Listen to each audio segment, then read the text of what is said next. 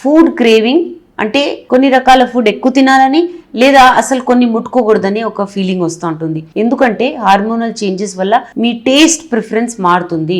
కొన్ని థియరీస్ ఏమంటాయంటే తల్లికి ఏ ఆహారం అవసరమో దాని క్రేవింగ్ ఎక్కువ అవుతుంది, ఏవైతే మంచిది కాదో అవి హార్మ్ఫుల్ సబ్స్టెన్సెస్ లాగా అది అవాయిడ్ చేయాలని బాడీయే మీకు డిసైడ్ చేస్తుందని కొన్ని థియరీస్ అంటాయి. అలాగా మూడ్ స్వింగ్స్ కూడా ఎక్కువ అవుతాయి. ఎమోషనల్ సెన్సిటివిటీ, ఫ్రీక్వెంట్గా మూడ్ చేంజెస్ అవ్వడం అనేది చాలా కామన్ సిమ్టమ్.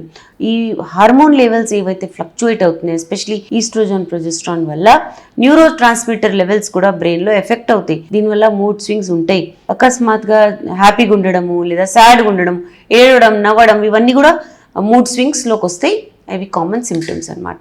బ్లోటింగ్ అంటే పొట్టలో చాలా స్వెల్లింగ్ ఉన్నట్టు, ఫుల్నెస్ ఉన్నట్టు ఫీలింగ్. ఈ ప్రొజెస్ట్రాన్ లెవెల్స్ ఇంక్రీజ్ అయినప్పుడు డైజెస్టివ్ సిస్టమ్ స్లో అవుతుంది. దీనివల్ల గ్యాస్ ఎక్కువ అవడము, బ్లోటింగ్ ఎక్కువ అవడం అనేది కామన్ సిమ్టమ్.